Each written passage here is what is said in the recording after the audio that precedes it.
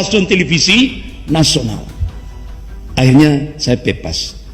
Terakhir saya tanya kepada Bareskrim yang penyidiknya itu, saya boleh tidak melakukan gugatan balik kepada Buzzer Istana? Tidak bisa Ustaz. Buzzer Istana itu dilindungi negara, digaji oleh negara. Astagfirullah. Dari sinilah bapak-bapak, ibu-ibu yang dimuliakan Allah, saya semakin yakin. Jadi ternyata imperialisme Cina itu benar-benar mencengkeram Indonesia. Cengkeramannya sudah ngedahsyat. Artinya apa? Buzzer-buzzer itu digunakan untuk melecehkan Allah, melecehkan Rasulullah, melecehkan Al-Quran, melecehkan Islam, melecehkan ulama. Dan ini digaji oleh negara dari APBN, dilindungi oleh negara. Sehingga ketika saya melakukan gugatan balik, itu dari polisi sudah mengatakan nggak bisa Ustaz, karena mereka semuanya itu dilindungi oleh negara. Itu kalau buzzer-buzzer ini Pak di Brunei mati sudah itu, dihukum mati sudah itu, ya kan? Kenapa? Dia sudah melecehkan Allah, dia lecehkan Rasulullah, dia lecehkan Al-Quran, dia lecehkan Islam, dia melecehkan ulama. Sampai Ketua Majelis Ulama Indonesia Pusat kirim surat resmi ke Bareskrim Mabes Polri agar Ade Armando segera ditangkap. Kenapa? Dia sudah di akun Twitternya sudah melecehkan Allah, melecehkan Rasulullah, melecehkan Al-Quran, melecehkan ulama. Tapi bertahun-tahun surat resmi dari Majelis Ulama itu tidak diindahkan. Karena penista kalau dulu zaman Orde Baru, musuh Pancasila itu PKI dan penista agama. Nah sekarang sejak 2014 musuh Pancasila itu agama. Sementara penista agama itu dilindungi oleh negara, digaji oleh negara dari APBN, dari pajak-pajaknya umat Islam se-Indonesia ini, termasuk umat Islam di Banyuwangi ini. Itu bapak-bapak, ibu-ibu yang dimuliakan Allah. Dampak ketika kita dijajah oleh Cina. Sampai akhirnya begitu saya ingin ceramah dengan tema penjajahan Cina di Indonesia, membongkar penjajahan Cina di Indonesia, langsung dari Polda Jawa Timur datang ke rumah. Ustaz, hentikan itu. Loh, saya tujuan mengungkap penjajahan Cina untuk Indonesia itu, saya cinta kepada Indonesia, supaya kalangan muda ini bangkit untuk menyelamatkan NKRI ini. Loh, kenapa saya dilarang? Ya tapi itu tidak boleh Ustaz, tidak boleh. Sehingga akhirnya ketika saya kuliah subuh, waktu kuliah subuh saya didekati, Ustaz, ini di Jawa Timur mulai dari Surabaya sampai kecamatan itu semua sudah jadi jongosnya Cina. Itu sekarang mulai dari wilayah sampai camat, sampai kecamatan itu sudah jadi jongosnya Cina. Inilah realitas. Tapi sementara umat Islam tenang-tenang saja. Ini bapak-bapak, ibu-ibu yang dimuliakan Allah, balik sekarang, bagaimana implikasinya bagi ormas-ormas Islam di Indonesia ketika virus sekuler dan liberal ini dipaksakan ke Indonesia? Bagaimana implikasinya bagi ormas Islam? Bapak-bapak, ibu-ibu yang dimuliakan Allah, Allah ingatkan dalam surah Al-Fat ayat 23, A'udzubillahi minasyaitonir rajim. Sunnatullahi allati qad khalat min qabl wa lan tajida sunnahi tabdila. Jadi sunnatullah itu berlaku sejak dulu kata Allah, dan kalian tidak akan pernah menemukan perubahan akan sunnatullah. Artinya apa?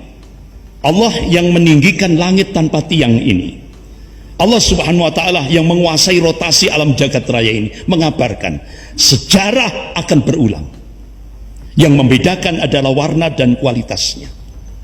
Bapak-bapak, ibu-ibu yang dimuliakan Allah, bagaimana implikasinya ketika imperialisme Cina mencengkeram dengan gerakan sekularisme dan liberalisme ini?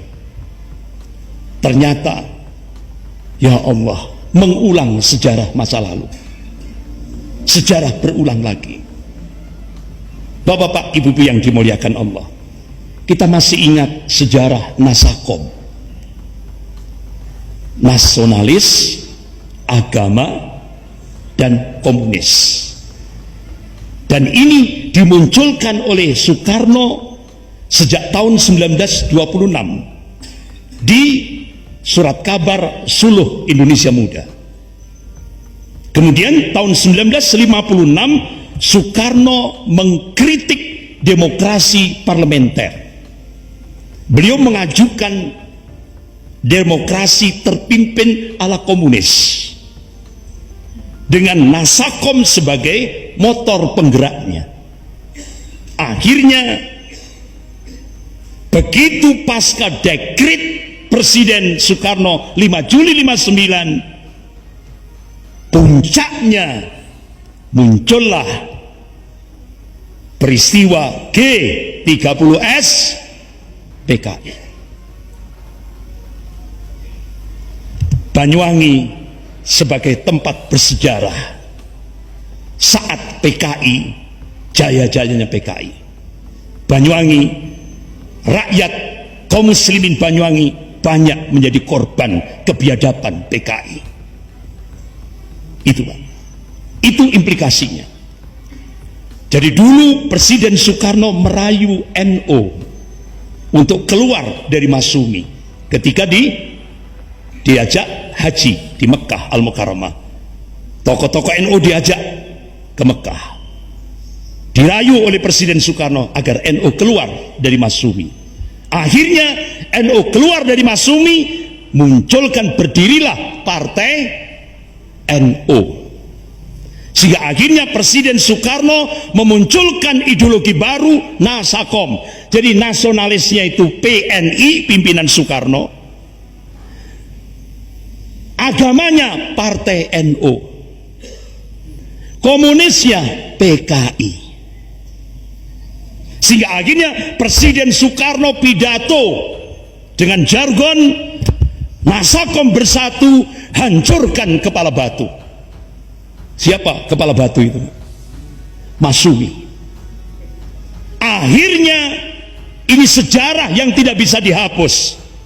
PNI, NU, PKI bersatu melawan Masyumi. Ini strategi divide et impera. Umat Islam diadu domba. Satu diangkat, satu diinjak. Akhirnya 900-ratusan ulama-ulama Masyumi dijebloskan ke penjara tanpa prosedur hukum, termasuk Buya Hamka, Allahumma yarham. Jadi Buya Hamka langsung dijeblos gara-gara menolak ideologi Nasakom. Buya Hamka dijebloskan ke penjara tanpa prosedur hukum. Beliau disiksa di penjara, hartanya disita oleh negara. Sampai-sampai Pak, untuk mempertahankan hidup di penjara, Buya Hamka minum air kencingnya sendiri karena tidak diberi minum. Di samping disiksa dengan cara yang biadab. Akhirnya Buya Hamka benar-benar Masya Allah, sabarnya kuat Pak. Beliau ambil hikmah, di penjara 2 tahun 4 bulan.